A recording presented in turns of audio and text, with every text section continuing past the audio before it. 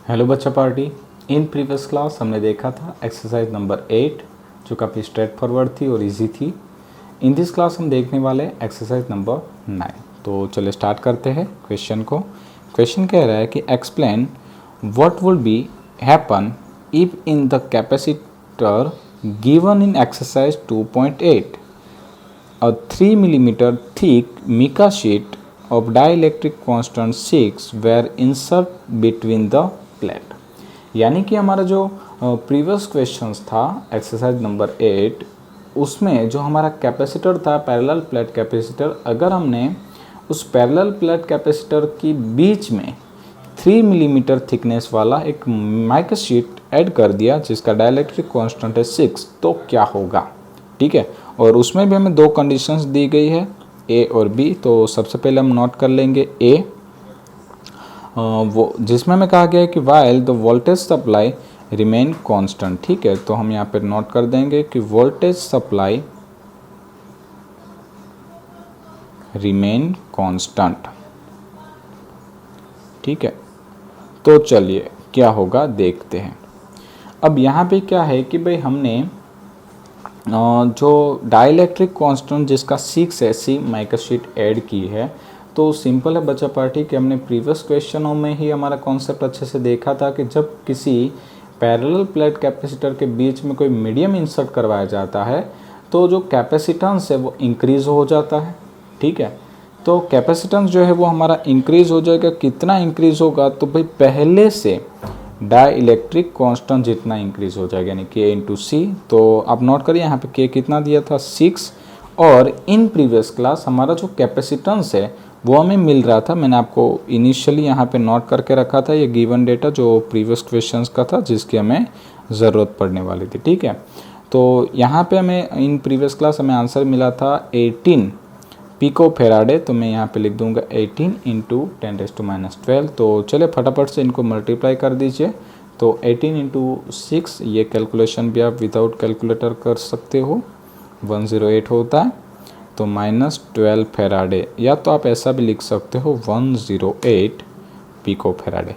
Right बच्चा party, तो लीजिए ये हमें कैपेसिटेंस मिल गया। साथ ही साथ आपको याद होगा कि वहाँ पे हमने दो चीज़ें फाइंड आउट की थी। पहला फाइंड आउट किया था कैपेसिटेंस, दूसरा फाइंड आउट किया था चार्ज। तो याद रखिए कि इन दिस क्वेश्चन हमें चार्ज भी फाइंड आउट करना ही होगा। ठीक है, तो चार्ज कैसे फाइंड आउट करेंगे, तो सिमिलरली वही फॉर्मूला यूज़ करेंगे। तो मैं यहाँ पे बात करूँगा फॉर चार्ज। तो चार्ज के लिए हमने कौन सा फॉर्मूला यूज़ किया था, CV। तो हम यहाँ पे नोट करेंगे C⁻V। अब C' कितना आया 108 पिको यानी 10⁻12 इंटू पावर सप्लाई आपको याद होगी वहाँ पे हमने दिया था 100 वोल्ट। ठीक है, तो यहाँ पे भी हमें चार्ज मिलने वाला है 108 इंटू 10⁻10 कूलम। ठीक है, चलिए तो ये पहला जो किस्सा था यानी कि जिसमें हमें पावर सप्लाई को कांस्टेंट रखना था उसका आंसर हमारे पास आ गया है। वहाँ पे कैपेसिटेंस होता है 108 और चार्ज मिलेगा 108 इंटू 10⁻10 कूलम। याद रखिए कैपेसिटेंस का यूनिट पिको फेराडे था। ठीक है, ओके चलिए अब हम बी पॉइंट की बात करते हैं। बी पॉइंट में हमें क्या कहा गया है कि after the supply was disconnected, यानी हम ऐसा कह सकते हैं कि हमने क्या किया था, कैपेसिटर को पहले पावर सप्लाई दी। कैपेसिटर को जैसे सप्लाई दी होगी तो कैपेसिटर ने एनर्जी स्टोर कर ली होगी।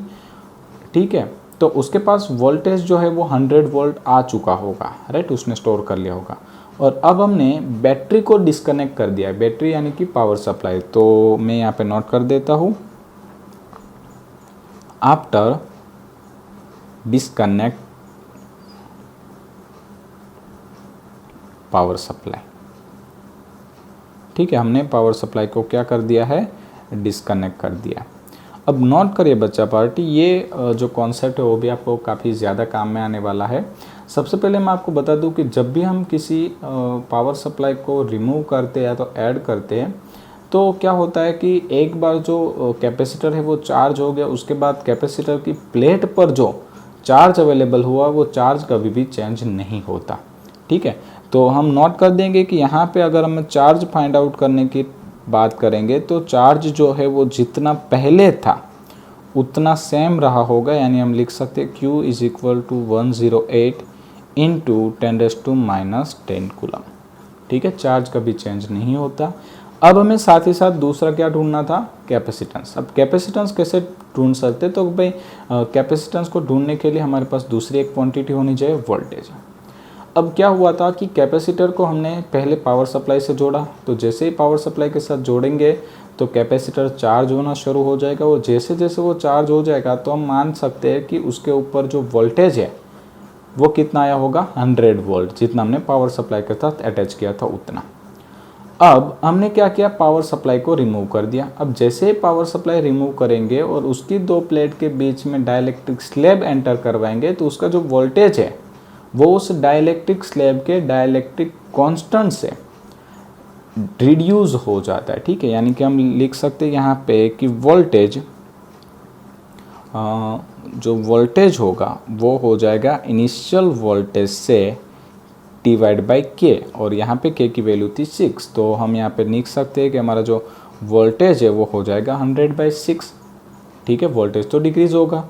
और अगर मैं बात करूँगा कैपेसिटेंस की, तो भाई कैपेसिटेंस में क्या होगा, तो कि भाई जैसे ही हम स्लैब इंसर्ट करवाते हैं कैपेसिटेंस इंक्रीज होता है।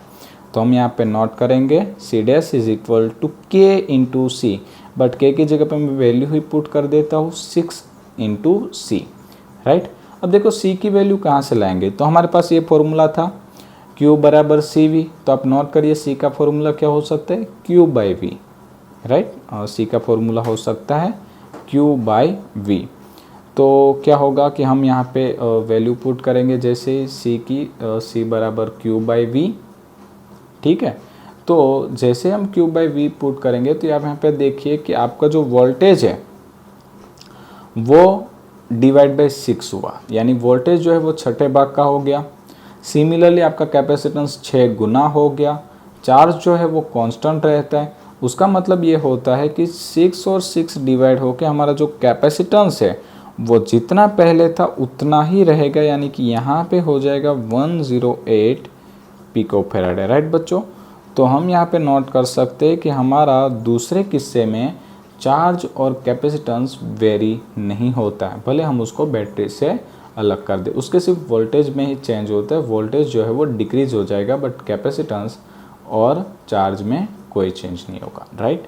तो आई थिंक ये क्वेश्चन आपको अच्छे से समझ में आया होगा। इन नेक्स्ट क्लास हम मिलेंगे एक्सरसाइज नंबर 10 के साथ। Thank you.